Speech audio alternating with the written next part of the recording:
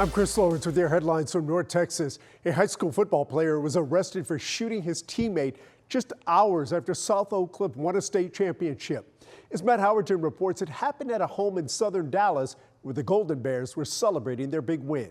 10 points per game, and it's intercepted. 18-year-old Xavier Mayfield Saturday started with a championship moment. Field inside the Randall 25. He intercepted a pass against Richmond Randall in the 5A Division II state final. The Golden Bears ended up winning 35-19, but hours later, that moment would give way to a criminal investigation. After 5 minutes, I saw the first cop. Inside this house in Dallas, teammates gathered after the game, police sources say. At around 9 p.m., 911 was called. In arrest paperwork, Mayfield admitted to shooting a fellow teammate upstairs in the neck. Sources say the shooting appeared unintentional. Another teammate telling police he witnessed Mayfield swinging the rifle that was used beforehand. Mayfield stating the rifle had the safety on before a single shot was fired, per those documents. Marco Flores witnessed all the commotion afterward at a friend's house next door. It's like shock. Mayfield now charged with aggravated assault with a deadly weapon. The teammate he shot was taken to the hospital, but no official word on his condition. The Golden Bears have captured the hearts of many in Dallas, breaking a more than 60-year-old drought of any DISD school, capturing a state football title back in 2021. They've won 3 titles in 4 years, a dynasty. The banner still goes up from this year, but what happened in this house will not. In Dallas, I'm Matt Howerton.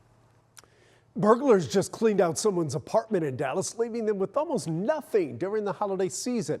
It was caught on video at a complex on Forest Lane, and the resident told Brittany Costello it's not the first time.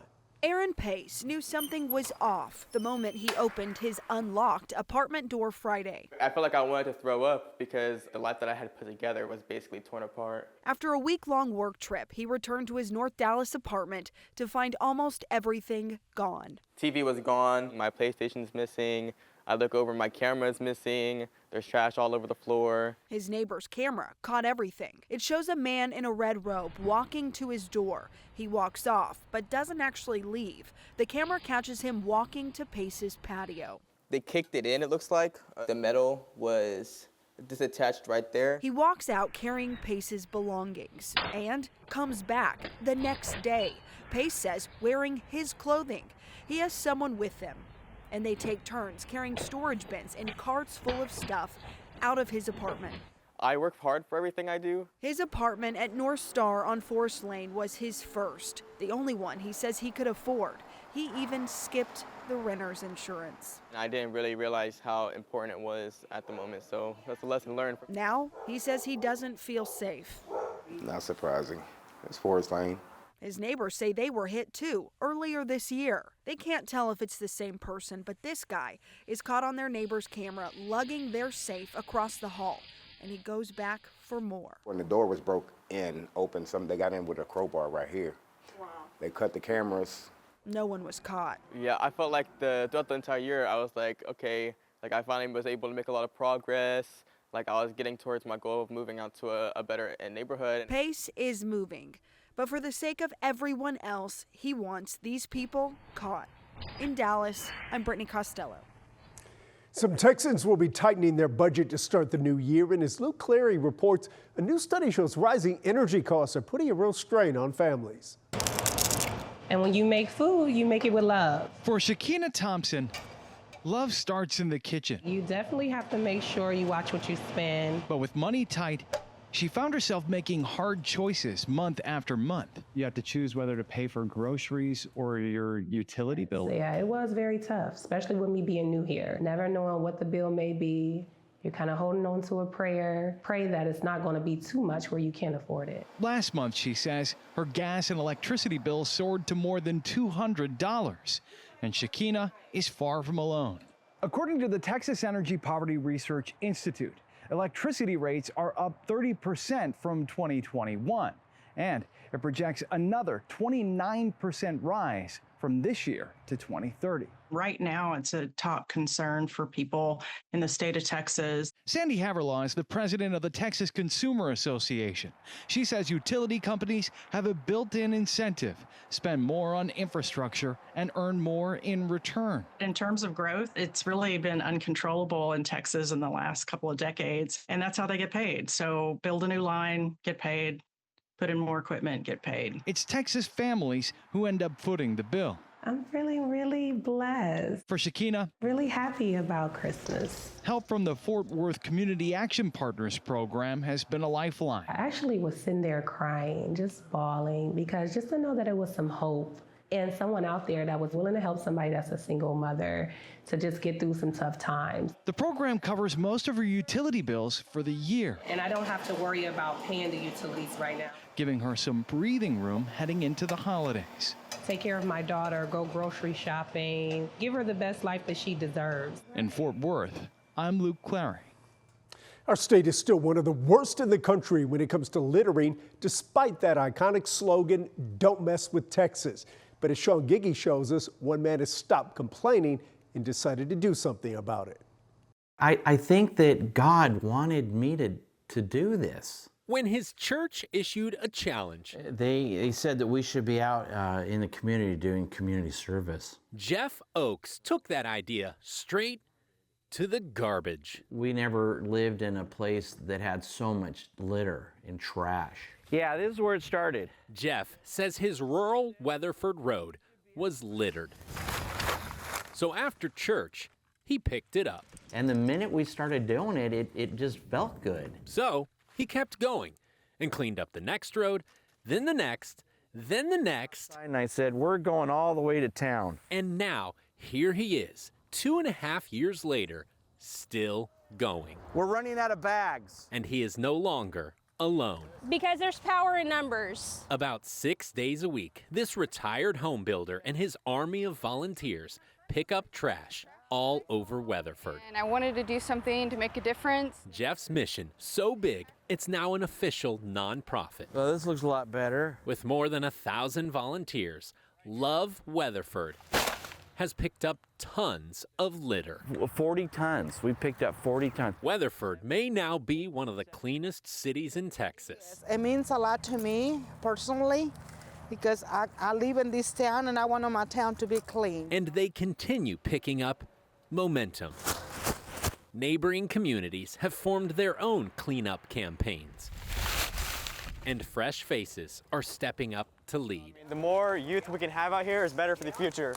Their efforts have made Weatherford not only cleaner, but more conscious. Oh, that's right. Yeah, that's right. Today, people are littering less. Sometimes I think I've got the absolute best job in Weatherford. For Jeff, there's no better feeling. It keeps growing and growing and growing. And I'd love to be able to do this until the day I die. He went looking for trash, but found treasure. I'm getting chills. I'm so thankful. In Weatherford. Plus, I'm cold. I'm Sean Giggy. Well, I've got to love it, making their community a better place to live. And those are your headlines from North Texas.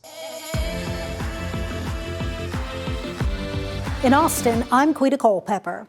Holiday travel is shifting into high gear, and Austin's airport is expecting more than 300,000 travelers this week. With that travel, well, can come some stress. Austin's airport is offering a special service to help you check one more task off your list before you get to your destination. Reporter Jessica Cha shows us how it works. Usually airport staff are there to monitor and assist you as you travel to your destination. But during the holiday season, some of them cut, tape, and add title of gift wrapper to their resume. Boom! Merry Christmas! At no cost to the passenger, you can come through and get your gift wrapped by our guest services representatives. Sydney Edwards with the Austin Airport says they offer this every year because if you're traveling with gifts, they ask that you bring them unwrapped. You might ask why. Well, in case somebody needs to get in and see what might be in that package, we don't want your hard work and the money that you spent getting those gifts wrapped to go to waste. But once you're through at gate 13, they've got you covered. Free gift wrapping, complimentary gift wrapping, step right up. From the paper to the bag. This is your bowl. You want to pick a bowl here? Yes, even that. You can pick what you like and have it your way, which is great for last-minute shoppers. Bought some last-minute gifts here at the airport and taking advantage of getting it wrapped. It is super convenient. Now I get to just roll home and have it ready. Merry Christmas, and I hope you have a great one. Wrapping gifts up in the airport, making the experience a total package deal. And that was Jessica Cha reporting. The gift wrapping is available from 11 a.m. to 2 p.m. every day through December 24th. A member of the Hutto City Council is resigning effective immediately. Brian Thompson, who represented Place 1, announced in a letter that he's stepping down. He cited disappointment over what he called critical needs being minimized, including police staffing, employee pay increases, and utilities. He says decisions were made without necessary information and that he can no longer serve in an environment where integrity and collaboration are optional. Thompson was elected to the council in 2023. City leaders will talk about appointing someone to fill a seat at their meeting on January 8th, and the seat will be up for re-election in May. City leaders issued a statement saying they're grateful for Thompson's service to the city of Hutto. Sobriety is a gift those in recovery try not to take for granted, and that can be challenging for many reasons during the holiday season. Reporter Daniel Gomez shares how some groups are helping Austinites. For some, family can be a stressor around the holidays, but imagine having no family because the stress gets the better of you. It can be a difficult time in recovery, especially in early recovery, when we haven't yet rebuilt the relationships with our family, or we're maybe still feeling some strain from our past. Anel Jennings with Recovery First ATX is proud to be sober for 2 decades. She's grateful for the family she's found along her journey, so she wants that for others as well. There are a lot of places that are closed and you need somewhere to go, and we want to provide that supportive, safe space for anybody needing somewhere to go. The doors will be open at Recovery First ATX on North Lamar for Christmas, giving those who need help a place to find community. We are starting at 9 a.m. with marathon meetings, and we will have more structured meetings and speakers throughout the day from various walks of life and various experiences with recovery and with the holidays. The folks at Awkward Recovery Treatment Center in South Austin are also ready to help. We are taking Christmas and New Year's off, but we have a list of resources and places that are hosting people in recovery that might need to sober party. Rachel Stein also sees how those in recovery come searching for extra help. Awkward Recovery currently has around 30 clients. We had like 4 people sign on during Thanksgiving week just because it's so chaotic right now in the world. And Jennings wants everyone to remember one thing. Everyone is worthy of community, and we are here. And that was Daniel Gomez reporting. Local agents with the Drug Enforcement Agency say their efforts to stop the fentanyl crisis in Austin are working. Assistant Special Agent Brian Cole says the Austin DEA office set up a task force to address the issue back in 2023. And since then, fentanyl deaths have decreased in Austin each year.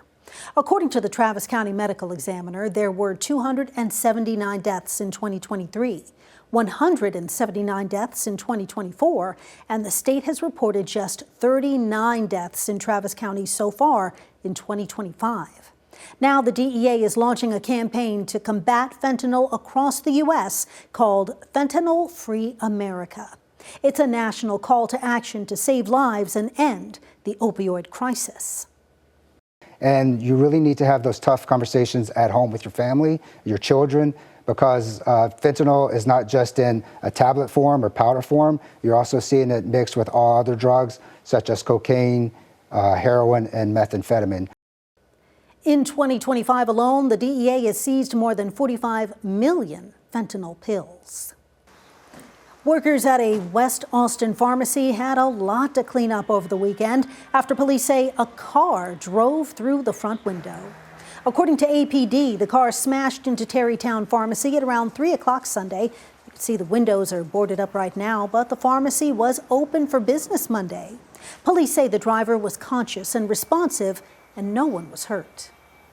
And Austin police say they need your help to find the driver who hit and injured someone riding an e-bike in Northwest Austin. It happened on Monday, November 10th at Mesa Drive and Rockford Lane near Spicewood Springs Road.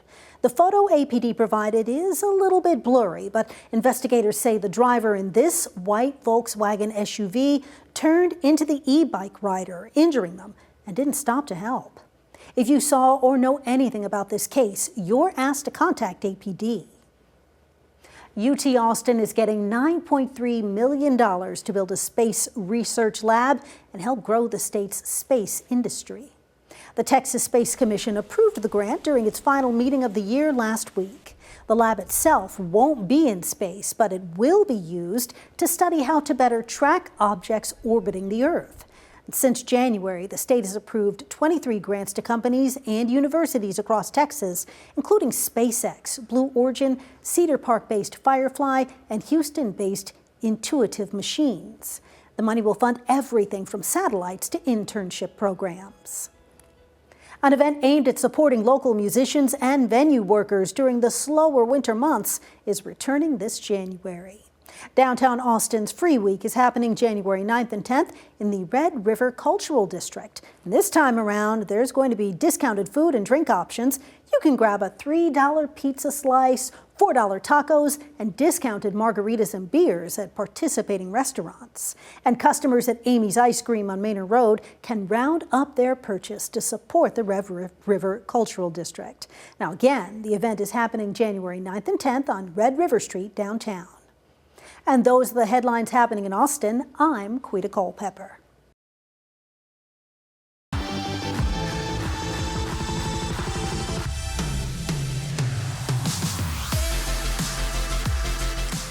Hey there everyone, I'm Chief Meteorologist Jordan Frazier. All right, we're making it closer and closer to Christmas, and our forecast does not resemble Christmas at all. Unless you go back to 2021, that was the last time we saw record-breaking heat across the Lone Star State. It was also the year just in that prior winter where we had that nasty winter storm. Don't worry, we're not looking at any of that, at least for Christmas time, so that's certainly good. It's going to be a pretty mild, pretty warm winter across much of the central United States. So 70s and 80s for today, nearing some of that record heat, of course, heading into Christmas Eve. And then we're just going to keep on dreaming of a white Christmas, because it's the only time we're going to get a white Christmas is in our dreams. Let's kind of break it down. Wednesday, Thursday, Christmas Eve, Christmas Day, lots of those 80s extending from Houston to Lubbock to even San Antonio, Waco, kind of closing in on that 80-degree mark. Amarillo starting to see a little bit of that wind kicking up during that time. But let's kind of break it down region by region. Maybe we're going to see a little bit of differences here and there. As a matter of fact, not so much. Lubbock, El Paso, a little bit cooler on Wednesday, but that heat is on even for Midland, looking to break that record on Thursday of 80 degrees. Central Texas, kind of in the same boat. Anywhere from partly cloudy to mostly sunny skies, upper 70s, lower 80s for the most part. South Texas, Laredo staying right around 85 degrees almost every single day. Wow, what is going on with that? Maybe North Texas a little cooler. Nope, I got 70s, almost 80s by Christmas Day. East Texas kind of staying in that same boat. Maybe a pop-up shower popping up here and there right around Tyler on Christmas Eve, but I'm not looking at widespread rain chances. Into the valley, McAllen all the way to Mission, staying in those low, mid to even upper 80s, dare I say. So pretty hot heading in toward your holiday season, but that also means very minimal travel delays. Sorry, that does mean your in-laws are likely going to make it. Unless they're coming in from areas where there's a lot of snow, then you still have some hope. Unless you like your in-laws, then in which case ignore what I said. All right, lots of 80s on here from Wichita Falls to Corpus Christi throughout this afternoon. That heat is going to be kind of just moving around, but it's not just us. Notice how it extends into Arkansas, into Louisiana, into Mississippi, into Oklahoma. Lots of these oranges on here with a little bit of yellow, basically meaning lots of 70s and a few of those 80s from Corpus Christi. And then we hit Thursday, Christmas Day. West Texas gonna get the brunt of that heat, more of those upper 70s right along the I-35 corridor. Overall, not too bad, but let's check that future track. We're gonna see any kind of cloud cover, any kind of rain chances, maybe a little bit of those delays. Well, I'm not seeing a whole lot for today. Just a bit of that cloud cover kind of easing up by the later part of the afternoon. As we go into Christmas Eve morning, ooh, bit of that cloud cover, maybe some dense fog possible out into West Texas. I'm not looking at anything too crazy, but it's certainly something we want to keep our eye on. All right, as we go toward maybe a little bit more toward Christmas morning, hey, look, I'm not seeing a whole lot. Maybe some cloud cover in the early part of the day. Ooh, maybe a pop-up sprinkle. Just a pop-up one, though. I'm not looking at severe chances. Whew, thank goodness, too. The last thing we want is severe weather on Christmas Day, and that's exactly what we are not going to be seeing. But we head into Friday, still not much going on. Maybe Saturday, I'm watching maybe potential snow chances north of Albuquerque. Well, Saturday heading into Sunday, we got a decent cold front coming through. How much of a cold front? It's still a little bit too far out to say with absolute certainty. If we do see any kind of rain, it's all going to be very, very minimal amounts of precipitation. So we will be keeping our eye on that, because I think most of the state is in desperate need for some heavy rainfall. So let's check out that 7-day forecast. Okay. We already know throughout the rest of the week, we're going to see a lot of these 80s, even if not 80s, some 70s, not 90s. That would be certainly pretty interesting. As we push towards Sunday, what is going on in Amarillo? Dropping down into the 40s? Well, that's a pretty strong cold front. It typically hits the panhandle first more than anything else. Winds starting to pick up in Lubbock and Midland during that time. And then we look to stay cool starting off early next week, maybe even heading into the new year. All right, that's certainly something we want to keep an eye on because we could all use some rain chances, and I think we want it to feel a little bit more seasonable for this time of year.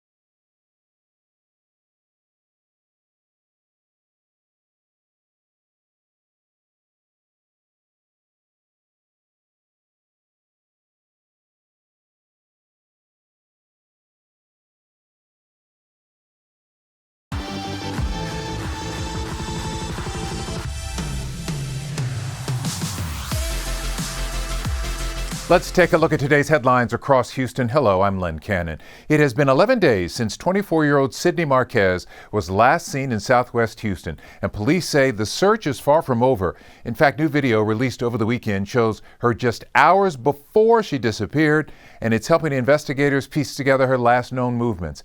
Devon Raming reports from the Asiatown neighborhood with the latest on this investigation. Well, these missing persons flyers have been posted all over Asiatown in hopes of bringing Sydney Marquez home safely. And earlier this afternoon, I spoke with Tim Miller, the founder of Texas EquuSearch, who says while they have received dozens of calls of possible sightings of Sydney, he says many of those calls, unfortunately, have been cases of mistaken identity. Take a look at your screen. This is newly released surveillance video of Sydney, who was last seen walking down the sidewalk outside this shopping center northbound on Ranchester on the night of December 11th, and investigators say it appears she was not in distress. Her father, Raul, says Sydney recently graduated from Texas A&M University with a degree in neuroscience and was in town from El Paso visiting friends. She was a superstar. Superstar, bright, fast, crunch numbers in her head. Sydney, it's Christmas, babe. Let's go home and open some gifts. I love you. Can't wait to hug you. Family members say Marquez suffers from mental illness and was off her medication when she disappeared. And since her disappearance, at least one friend has been questioned, but since was cleared from any involvement in her disappearance. Meanwhile, investigators also say her car was found abandoned and running in a parking lot here near the intersection where she was last seen walking away. Police say the case remains an active investigation and urge anyone who recognizes her or may have information to contact Houston Police or Texas EquuSearch. In Southwest Houston, Devon Raming, KHOU 11 News. Nearly 2 weeks after the U.S. seized an oil tanker off the coast of Venezuela, that ship has arrived off the shore of Galveston. The website marinetraffic.com, which tracks vessels around the world, shows the oil tanker being held 50 miles offshore. Amanda Henderson spoke with people closely watching these developments who say this move sends a message. The video released by U.S. Attorney General Pam Bondi paints a dramatic picture. The U.S. seizing a Venezuelan oil tanker back on December 10th called Skipper. The most immediate event is a law enforcement seizure of a tanker that is massive with 1.8 million barrels of Venezuelan crude. Luis Duno Gottenberg says this is an event he's watching closely as he teaches Latin American studies for Rice University and is Venezuelan. This incident is an opportunity to understand the larger conflict that is transpiring between Venezuela and the United States. Per the AP News, U.S. forces taking control of the ship is the latest move by President Trump's administration to ramp up pressure on Venezuelan President Nicolas Maduro. There have been a lot of questions about what this means for people in the United States. So we turn to KHOU 11's energy expert Ed Hers for some answers. The Trump administration is looking to throttle back the cash flow that Maduro's regime in Venezuela is getting. It's here because this is the location of the Coast Guard. This is where we have any facilities we need to offload the oil, redirect the oil. It's the Texas Gulf Coast. Hers says there's a specific reason the U.S. went after the tanker believed to be part of a ghost fleet. It changes flags depending upon where it is. It turns its transponder off to ghost its location in one place or another. The U.S. has been trying to corral this tanker for many years. Duno Gottenberg, meantime, says rising tensions boiling over could spell trouble. I think peaceful resolution is the way to go, and we have to be very careful with this action. Reporting in Houston, I'm Amanda Henderson, KHOU 11 News. We are hopping on board a first-of-its-kind vessel for the Harris County Flood Control District, a so-called Marsh Master, meant to better maintain bayous and drainage channels and even clear underwater debris. Jason Miles with a closer look. This contraption, rising from the waters of a retention pond, is a new amphibious addition to the Harris County Flood Control District's fleet. It's called a Marsh Master. Jason Cron is the district's Chief Infrastructure and Operations Officer. This is going to allow us to get into areas we've never been able to access before with operational machinery like this. We took a ride on the $244,000 apparatus specifically built by a Louisiana company for wetlands and swampy terrain. In this case, it's meant to help maintain the flood control district's 2,500 miles of bayous, creeks, and drainage channels, in addition to stormwater holding areas like this. There is an implement that goes on the back that is a shredder deck that is raised up and down hydraulically by this arm, so you can mow vegetation. The Marshmaster is part of a $17 million investment in equipment, which is part of a larger chunk of money approved by voters in 2024. In recent months, there have been some discussion over flood control district spending and so forth. What would you say to the public about spending money on equipment like this and how it helps in the long run? Equipment like this is vital for our labor force to be able to get in these tight areas to do the work that we need to do and to keep us in an ever-ready state. We want to stay in a state of posture where we're ever ready for that next storm. Cron says equipment like this is also crucial after any storm. We have the equipment we need where we can get into these areas, do our assessments, and quickly remove that debris and restore the systems. In Northwest Harris County, Jason Miles, KHOU 11 News. Another tool to mitigate storm issues. A holiday scam we've warned you about before, and it's happening again. Police say a man pretending to be a tree trimmer targeted an 85-year-old homeowner, stealing cash and credit cards. Marcelino Benito in West University Place with how this happened and what police say you should never do at your front door. Marcelino.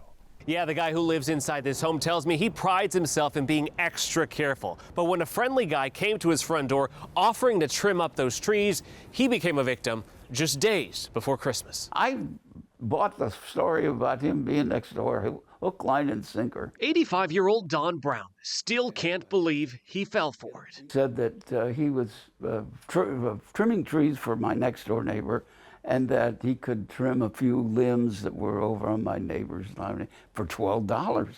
And so I thought, well, that's got to be a good deal. So I agreed to go along with it. Don went about his business inside his home. He thought the man at the door was outside trimming trees. A few minutes later, he's standing in the middle of the living room, and I looked at him, surprised, and he said he had come in for ice water. It just didn't hit me that, what the heck is this guy doing in my house? An hour after that, long after the man had left, trees untrimmed, Don realized what had happened. I discovered, I'm missing money and missing credit cards. And so he had helped himself while he was getting his ice water. Don says the man stole more than $300 in cash and managed to pump gas nearby before Don canceled all his cards. Tonight, he's warning people to be cautious. My comment to everybody is, lock your door.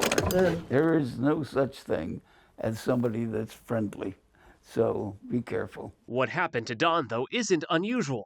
Last year, we covered several tree trimming scams across our area. They happened right around Christmas, too. Many of those suspects caught on surveillance video. Some were arrested. Others still on the run. Do you feel like this could have been worse than it was? Oh, absolutely. I feel very fortunate that it could have been much, much worse. So no more tree trimming. And if you have any information about what happened, you're asked to call West University Police. Back to you. That is a wrap of your Houston headlines. I'm Len Cannon. Hi, I'm Leslie Adamy in Corpus Christi, and here's a look at some of what's happening in South Texas. Foggy conditions bringing a tragedy to Live Oak County ahead of the holiday week, where investigators say a 6-vehicle pileup was caused by low visibility and dense fog, claiming the life of a 16-year-old girl. Texas DPS Sergeant Rob Mallory says an SUV tried to cross over US 281, didn't see how close it was to a box truck due to that dense fog, and failed to yield at an intersection. And that's when it caused a chain reaction involving several vehicles. Officials say tragedies like this happen all too often and are preventable. Fog appears when the air temperature meets the dew point, most commonly during the early morning or late afternoon, overnight as well. So try to avoid driving during those hours when there is a fog advisory. However, if you do find yourself having to drive in those conditions, here are a few tips from Texas DPS. especially when you're stopped at those intersections, make sure that you've got enough space and time to make it across or make your turn safely. And if you ever have that inkling that it might be a little close, then go with your gut and just wait for that vehicle to pass. One more thing, do not use your high beams, which Mallory says can do more harm than good. Instead, use your low beam lights. And as always, share the road responsibly. In Rockport, a piece of history has made its way back home, and it's something the entire town can now see up close. Our Lydia Herrera was there as the vintage rail car rolled in and tells us why leaders say this is a huge moment for that coastal community. The San Antonio and Aransas Pass Railroad Museum in Rockport received a special gift just in time for Christmas. The Southern Pacific Railroad card was just placed this afternoon, and it's a special part of the museum. And it's just the beginning. Slow and steady, this historic piece was finally placed at its new home where the 1800s depot still stands. This caboose is a Southern Pacific Railway caboose, so it's very, very special. It means something that it's here. It was here years and years ago, 100 years ago. Director Jennifer Day says this is a first for the museum. It'll be something that you'll be able to enter either from outside, or we will be building a platform here where you can enter from the museum itself. We'll be offering different events to be held within this caboose. Rusty Day and Warren Hassinger have been part of the project from the beginning. Just a month ago, they were building the track where the car now sits. Warren and I saw the timeline was approaching, and we had to get a piece of track down to put this thing because they needed to move those cars out of Houston. Woo! Come on in. Richard and Valerie Rice were among the first to step inside, happy to witness history. The train has arrived. But Day says this is just the beginning. Okay, so this is actually just phase one. Phase two is purchasing the property across the street from the Railroad Museum. And we have two other vintage railway cars. We're in a fundraising mode to make that happen. Lydia Herrera, 3 News. Really cool. Now they're on site there in Rockport. And that's a quick look at some of what's happening here in South Texas. Hi, I'm Robert De La Garza, and here's a look at what's making headlines across East Texas. The holiday spirit was on full display Monday as the Longview parking lot became a hub of generosity and goodwill. The Godarzi and Young law firm spent Monday morning spreading seasonal cheer across East Texas with its annual ham giveaway. Families in need received a Bear Creek smoked hams. The event took place at the Maud Cobb Convention Center in Longview, a new location that the law firm chose in order to accommodate the fast-growing tradition. This year's turnout was very large, very robust, which is why we had to change the location to the Maud Cobb Convention Center. And it's such a wonderful experience to be able to do that with my family and this firm. And when I say my family, that goes as far as the community. The community that we're serving is our family.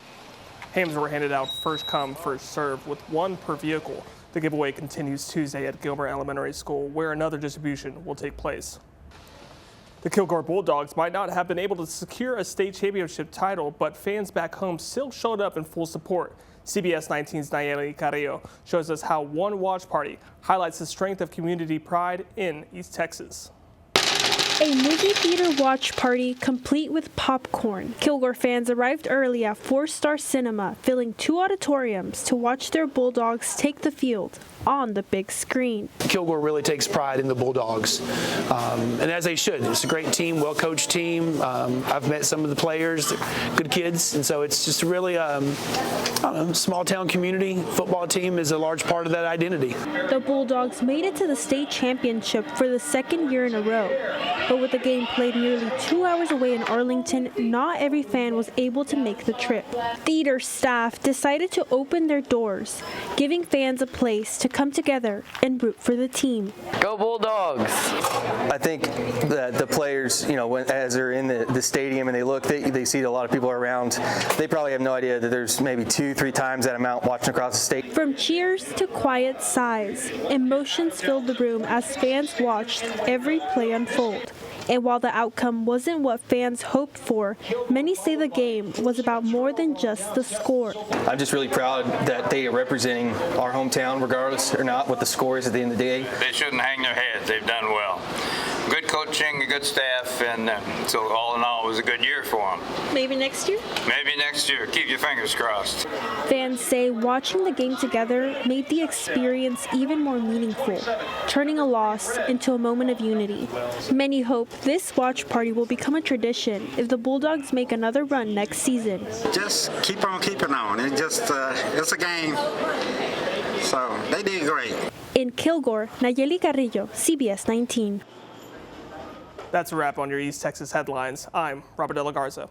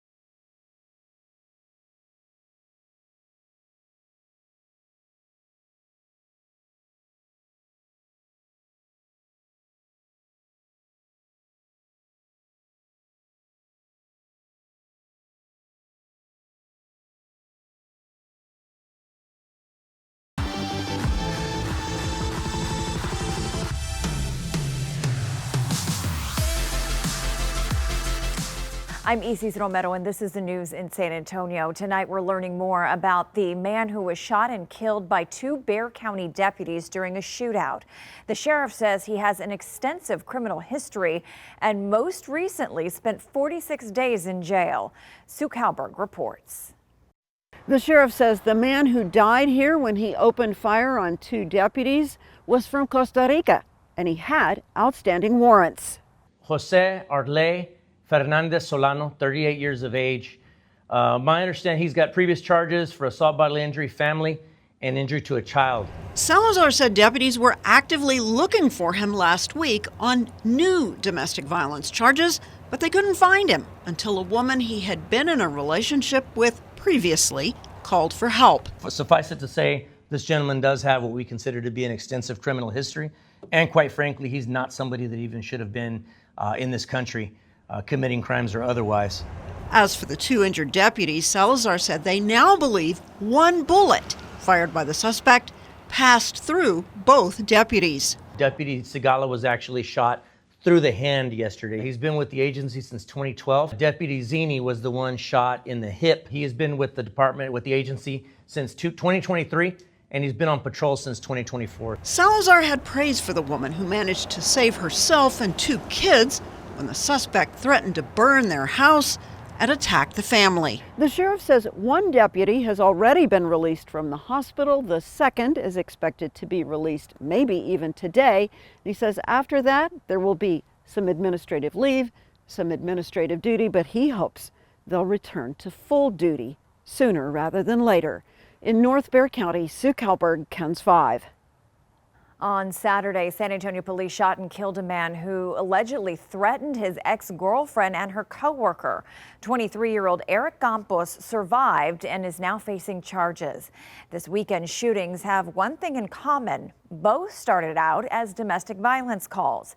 Zach Briggs with new numbers on the rise throughout the community. There is an upward trend on domestic violence. In January, the Bexar County Sheriff's Office responded to 194 domestic violence incidents.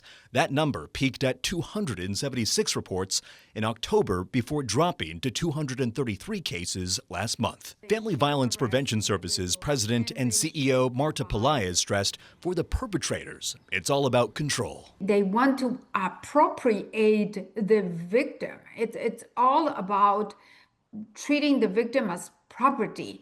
Sunday's scare in North Bexar County began with the suspect, Jose Fernandez Solano, busting through the house of his estranged family. Sheriff Javier Salazar says a woman was able to get out and call 911 unharmed with her kids. When approached by law enforcement, the suspect fired his gun, injuring 2 deputies before being killed in the shootout.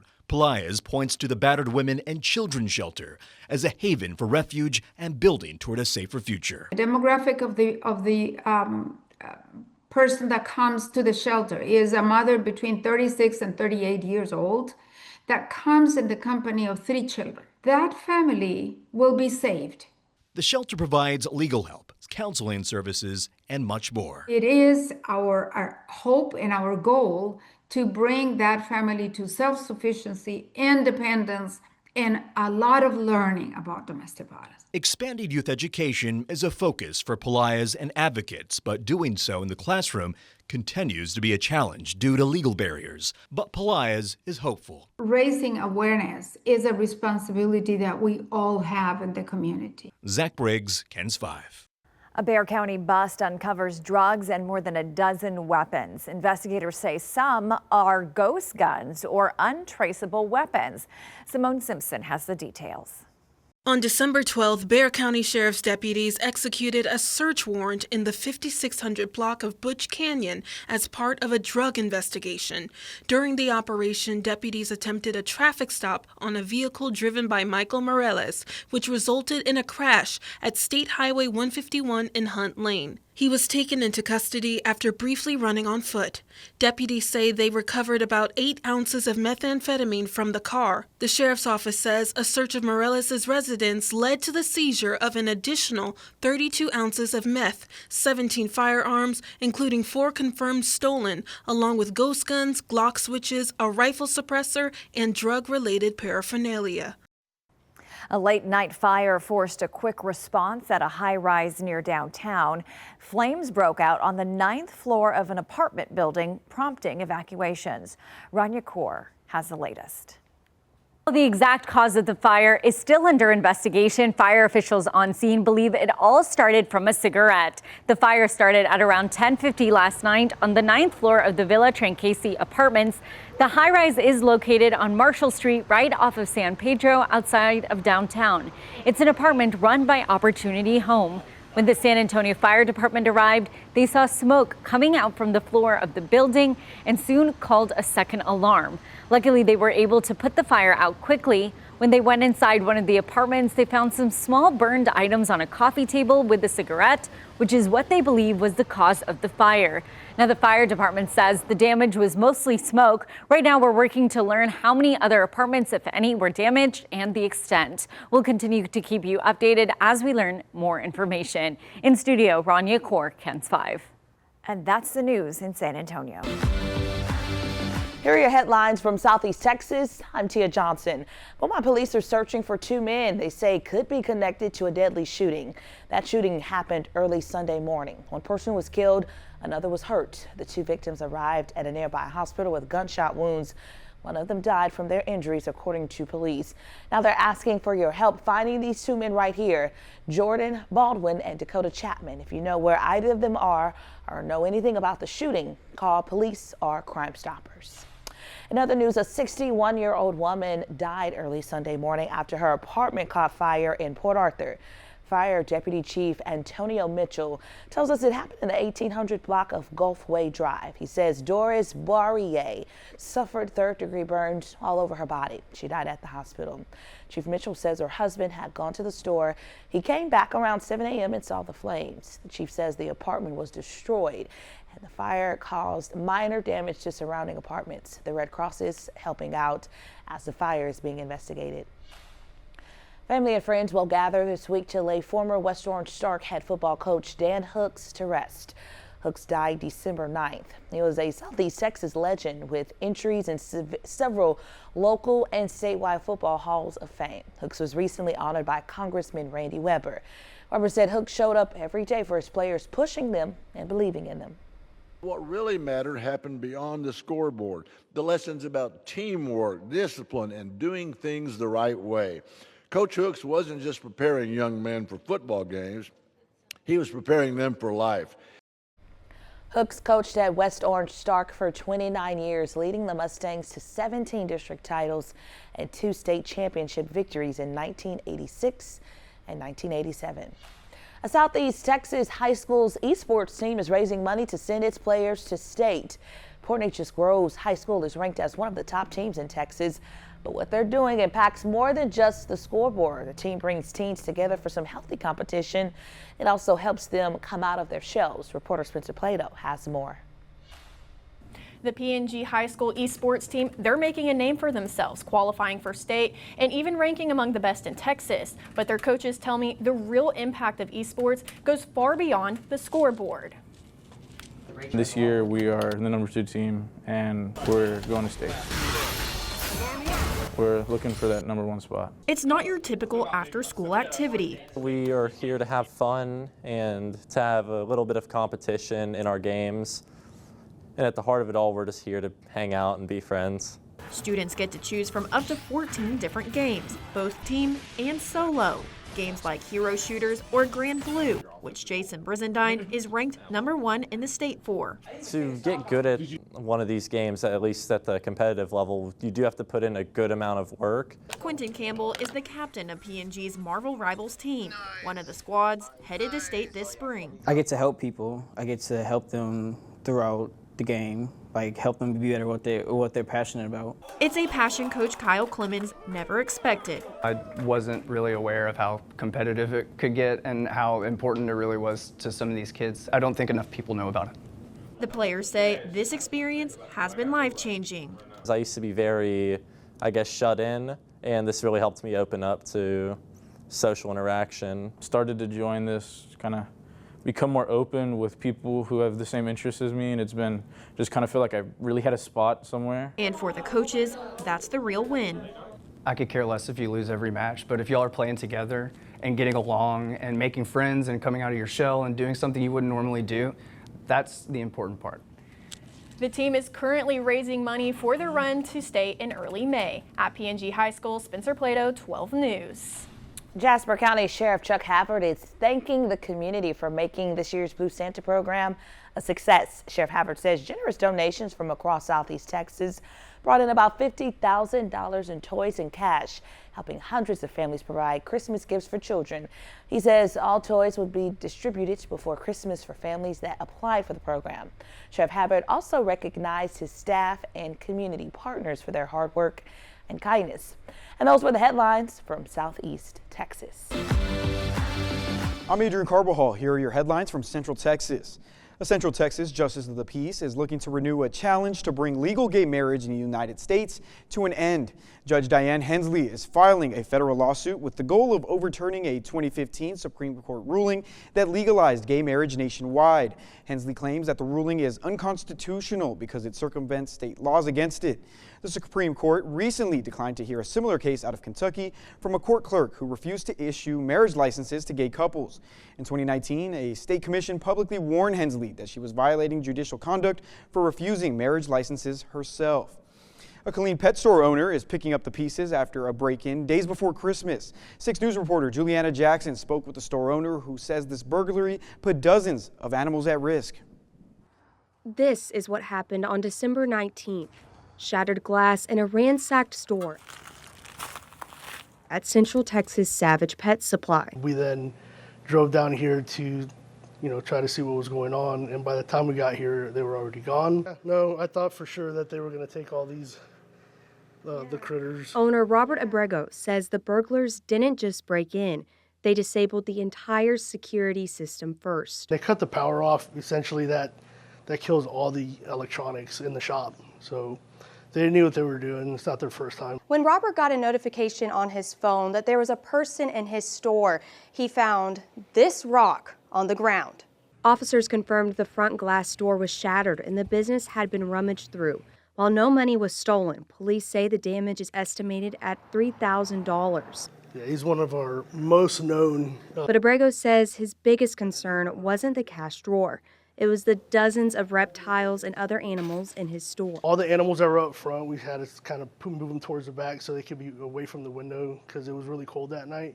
No animals died, but for Abrego and his family, the timing couldn't be worse during the holiday season. Stuff for our families, our own families, to go do and spend time and money as well. So now we're having to dip into our funds to fix stuff. Encore has to put a lock on this one. Abrego is warning other business owners to take action to protect their own stores. Why we want to bring awareness to a lot of the business owners around here, because there are measures that they can take to prevent some of that. He says he's not letting this break-in stop him from serving the community he loves. Love being here. We love the clean area. We love seeing all the kids and families come in and out of this shop. Juliana Jackson, 6 News. Tonight, the company at the center of complaints about a foul smell in Temple neighborhood is speaking out. 6 News anchor Adriana Alexander explains what steps the company says it's taking to resolve the issue. In a statement from a Niagara Bottling Company spokesperson, they told me they are already making operational adjustments to alleviate this terrible smell. Residents say they are grateful that something is being done, but they're disappointed that it didn't happen sooner. The Niagara Bottling Company did not specify what's causing the odor in its statement, but did take responsibility for the smell. The company says it plans to install a wastewater treatment enclosure and air treatment system expected to be completed by February 2026. Niagara also said it has already added additional odor control measures and is working with a wastewater specialist to prevent the issue from happening again. For the dozens of residents who say they've lived with the smell since 2022, some tell us they'll believe it when they see it. I hope it happens. I hope it happens. I'm really upset that it's taken them this long to do something about it. You know, surely the employees that work there have had something to say about it. I mean, it's been open now for 3 or 4 years, and it's been that way since the beginning. I contacted Temple Mayor Tim Davis seeking comment on the city's response to concerns. No response has been received as of airtime.